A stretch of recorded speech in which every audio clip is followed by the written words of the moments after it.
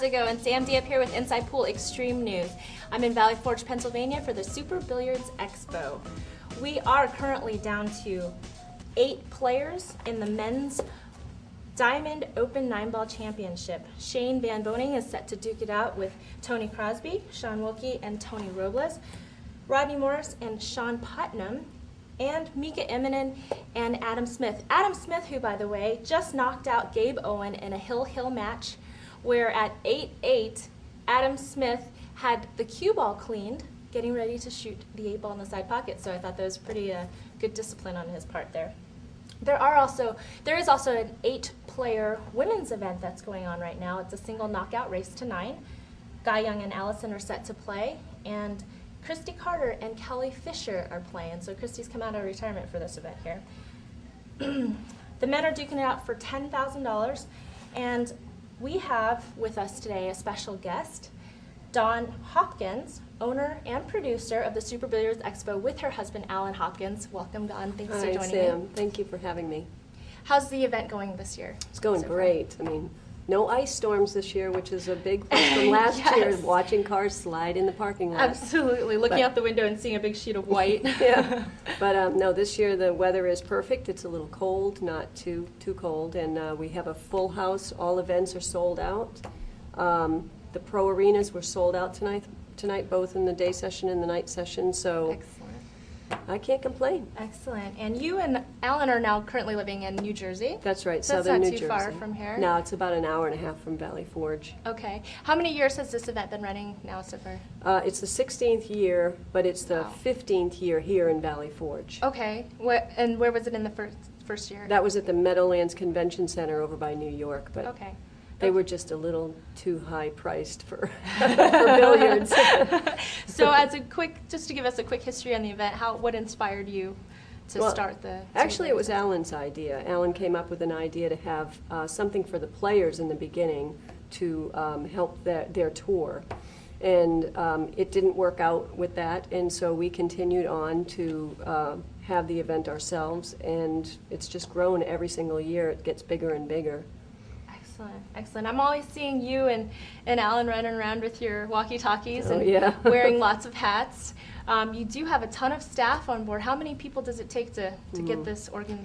Well, here at the event, we probably have about 60 people on staff, and they're more than staff. They're family, a lot of family, and very close friends, most of them.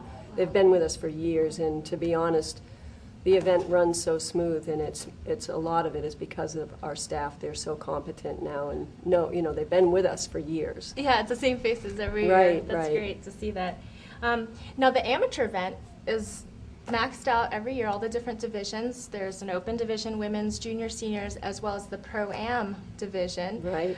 Are you any thoughts on extending the field size at all? Ever? Well, we do have some ideas for next year. Okay.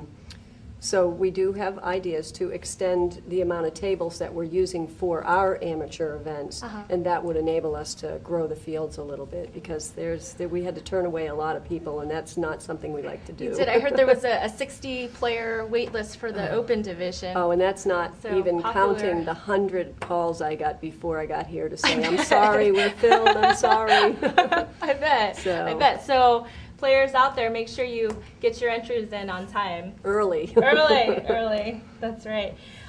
What other projects are you and Alan working on right now? Any big projects you should... Well, we want like us to know to about? try one project at a time most of the time. So we're trying to get through the expo, and then after that, probably focus on the $1 Million 9-Ball in August.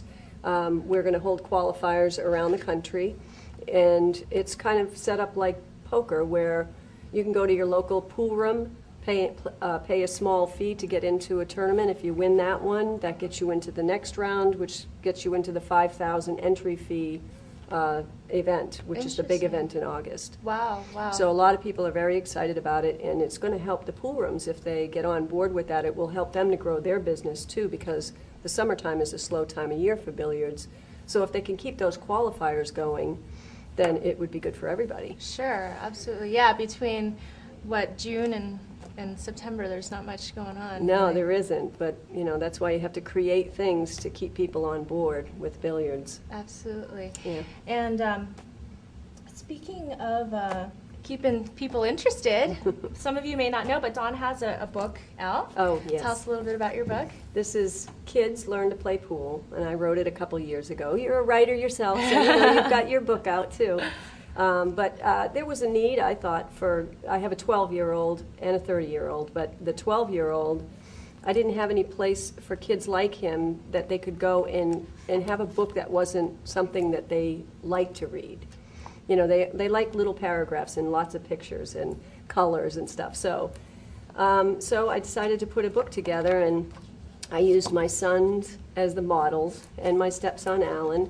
And you see, it's very colorful and very kid-friendly. There's just small little places that they can read that describe the lesson. And it's basically a beginner's lesson that I would give a beginner adult, but it's done in kid version. I did notice that myself, that some of the photos and stuff are basic enough that you could use as a beginner lesson for Right. So, and it's going very well. You know, it's the only one out there, and I'm very proud of it, and it's doing well. So with the 12-year-old, are you priming your son for to be the next pool champion there? Or? I want him to do like what he wants. I expose him to different things. Right now he's a tennis player, which is great by me because I love tennis too. So we're both playing tennis, and he does love billiards. I can't get him off the pool table when we get here to these events. But he'll do what he really wants to do. I just expose him to things, and he'll choose something eventually. Excellent. And then, speaking of kids, you're also working with the Billiard Education Foundation. Right. Yeah, that's an exciting project for me because I always think of what's my passion, what's my drive in this sport as a player. And the biggest thing for me is just to be able to give back to people. And one of the things that I've always wanted to do is to teach kids about the character building part of pool, the life lessons that you learn as a player. I mean, you're a player, so you understand that it's dedication, it's concentration, but it's so much more than that. You know, learning quality time on the table instead of just getting and hitting balls, or setting goals was a really big hurdle for me. I never really learned about setting goals until I got involved with pool. Once I started doing that, I learned that in all life now. I use that kind of a model. Sure. So anyway, because of that, we created this idea. Laura Smith and I, we were talking in an 8-hour drive down to one of the tournaments and came up with a thought, and it just all came together for us. And so now I'm the Director of Program Development, working on the biggest project right now is to get pool into schools, where we have after-school program where the kids can learn after school. We take them either to a pool room, or they might have a couple tables at the school. There's also pilot programs out there now that actually have it as part of their gym class.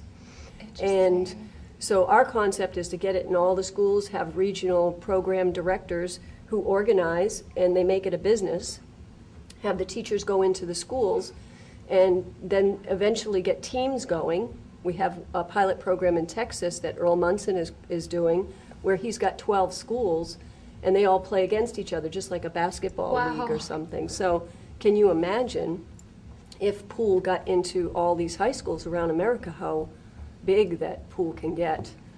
Right. And again, my passion being that we're incorporating into the lessons a lot of the character building things. Absolutely. That is all just part of it, etiquette and all that stuff. Absolutely, and it kind of changes the stigma a little bit about, you know, for parents letting their kids go off to the pool hall and and it's not in an organized fashion. I mean, anybody out there listening today, you're here because you love pool, and you know that it is for any age.